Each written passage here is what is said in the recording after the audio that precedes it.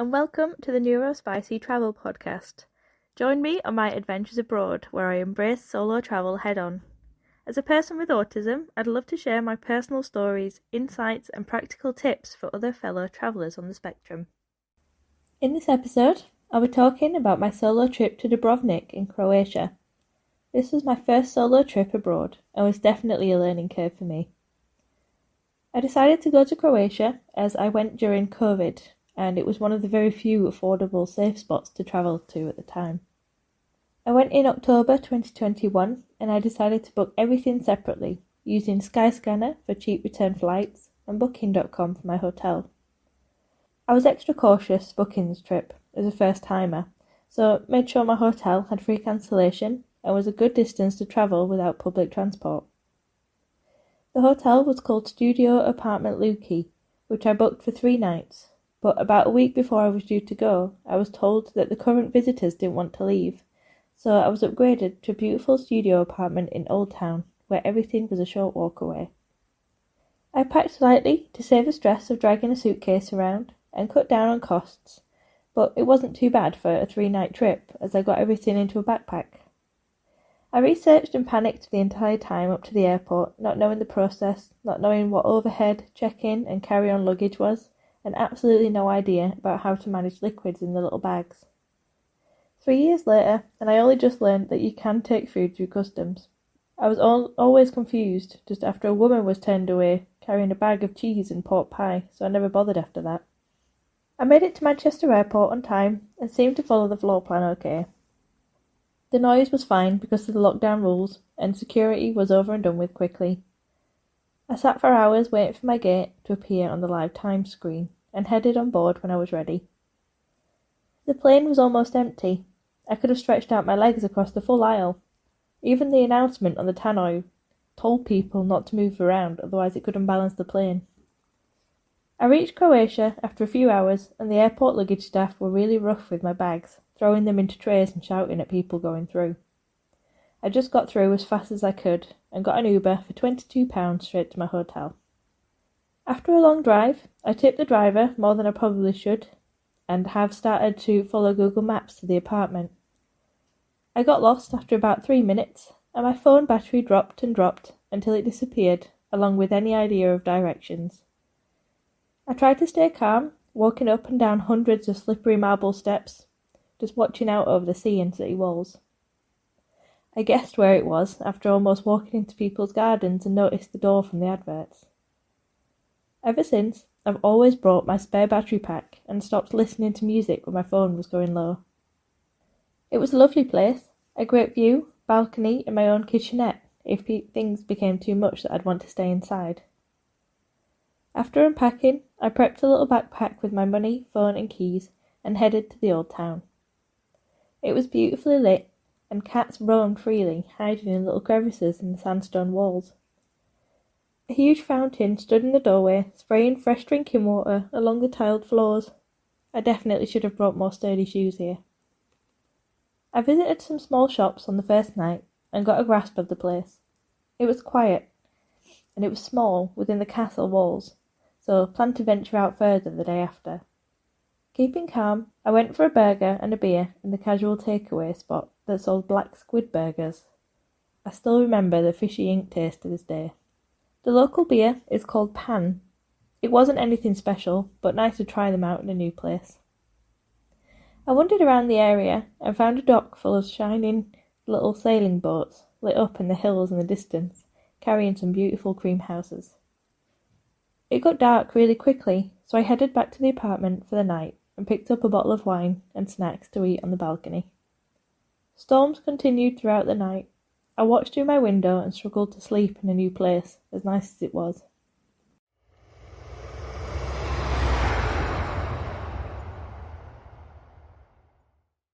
Next day. The next morning, I woke up to a message that the kayaking activity I booked was cancelled due to the weather. I was relieved as I don't really think I would have had the confidence in the end. To make new plans for the day, I headed to the old town in the daytime and started my search for breakfast. I noticed restaurants wouldn't be open until late, so I ended up with a sausage pastry from a small bakery that I ate under my umbrella. It was wonderfully salty. I booked a ticket online to go to the Love Story Museum, which took me to a little secluded part of the island where the sea smashed against the stone walls beside it. I made my way through little alleys to find a little house that had been converted into the sweetest little museum, full of famous love stories like Romeo and Juliet, Star Wars and Amy Winehouse. I wrote a note on a little heart post-it and pinned it to the visitor wall. I hope it's still there after all this time. I collected my umbrella from the sweet lady who ran the place, and off I went back into the rain to find a nice coffee. Once my little pump shoes were sodden in the rain, I found a little family-run restaurant serving coffee and cake under an umbrella that the stray cats were hiding under. It was just what I needed. I ordered a Lavazza coffee that came in a tiny cup along with a cheesecake. It looked delicious with the fruit sauce on top and was really fluffy. But once I tried it, my entire jaw clenched from the sour taste. It was like it was made from sherbet. I couldn't finish it, but tipped the orders anyway, as they were really friendly, even if they couldn't understand me much at all. The rain made me tired, especially after walking all morning. I headed back to the apartment to dry out and watch Family Guy on my laptop, propped up on a chair. It was lovely and calming, while the weather wasn't great. A few hours later, I noticed there were bus tickets on the drawers in an envelope free to use on the day, so I pushed myself to travel to a place called Babin Cook. I couldn't figure out the bus routes, as nothing was in English, so I followed some other people at the stop and stayed on until I could see the coast on Google Maps. This area was much more like all-inclusive resort kind of place, with the trinket shops and deck chairs along the stone beach. The water was crystal clear, like it had been dyed blue. It was dead silent and rainy the entire time, which was surreal for such a big place, but it was nice to get the attention when going to the restaurant and trying to talk to waiters who couldn't understand English too well. I ordered fish platter with another beer, which was as big as my head, in an empty tropical-looking restaurant. The fish platter could have fed at least 3 people and was swimming in garlic butter. It was a little too much for me, but I enjoyed trying anchovies. I walked around aimlessly in the rain and had a look in some trinket shops with magnets and bowls covered in post-tourist season dust. A little park was next to the bus station, heading back, and I was instantly drawn to a little building walking past. It had the Little Prince art on the side. I absolutely loved this, and found a lot of the story in the European countries too. The book is about how adults grow up and think they lose their childish minds, but their adult life is make-believe. How a firefighter is playing a firefighter, for example, just like he was a child. I like to think people never really grow up too.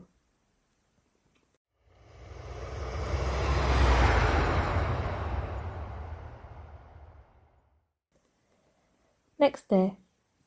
The next day, I went straight back to the bakery for a breakfast sausage roll and headed out to the castle walls to see some of the old town. I found the Spanish steps they used to fill the famous scene on Game of Thrones. They were pure white like marble. I headed back to Babin Cook around lunch and decided to stay on a little later on the bus, just to find something different. It led to me staying on the bus a little too late after it came to a halt and the driver locked the doors with me still inside. He looked back confused and let me off finally. I headed back to the beach and saw people scuba diving close by. I saw their flippers flopping about in the air as they went upside down. I'd love to do that one day. I followed the sandy cliffs and took giant steps to each little crevice, which would be perfect for fishing. I found an anole lizard between some of the rocks, but it scurried away before I could catch a picture. Very cute. I got lost shortly after and ended up in a flurry of all-inclusive looking holiday sites. I continued to follow the coast for miles and found it led perfectly to the bus depot. Heading back to the hotel, a British lady ran over to me on the bus and started asking about my itinerary and how the transport worked here. I still wonder how she knew I spoke English by my appearance. Her husband asked how long I'd been a tour guide for, making light of her making panicking questions. It's funny how you might look confident after a few hours of being lost in another country. An ice cream was the next on the list. As I handed over my kuna, I headed back to the apartment, walking past hundreds of parked motorbikes on my way, with lazy cats sleeping on their warm leather seats. I rested until the evening sunset and put on my finest dress, to head to the famous hole in the wall. This is a cliffside bar that I was eager to check out for its views and relaxing atmosphere. When I got there, it was probably the opposite actually. I had no seat to use and I walked into a vibrant outdoor bar and ended up sitting next to the bar and bins, which could have been worse. The music was blasting and I struggled to stay calm here. I got a little plastic cup of wine and enjoyed my drink until the sun went down on my final night in Croatia. I had too much of the local currency left in the end and wasn't too happy with the food I'd had up until that point, so I decided to go all out and ate at a lovely place in the old town. Portoon was the place I chose, with a lavender theme, lanterns and blankets on the seats. I put one on my lap and was acquainted by a street cat who came to say hello. It was nice to be alone at this point, where I could reset after the bar. I ordered a meat and vegetable platter, and that was worth every penny. It was lovely.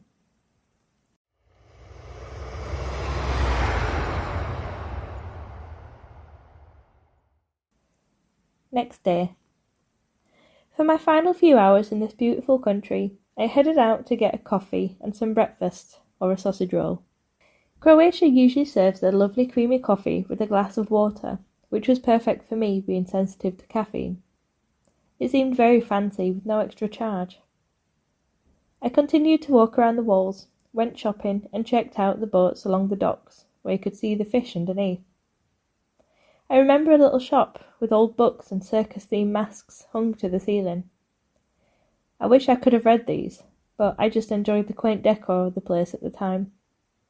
I headed back to the airport using another affordable Uber, and soon missed the freedom and challenge of solo travel. A quick disclaimer with ASD is how I feel and what I see. I have no facts, no wish to teach. I want to share confidence to head for the beach. Ask your questions and give advice. Write your comments, but keep it nice. Another tale of travel at sea. In 1 month's time, who knows where I'll be. A quiet space, sun, a sea that's glistening. Thanks for finding me, and thanks for listening.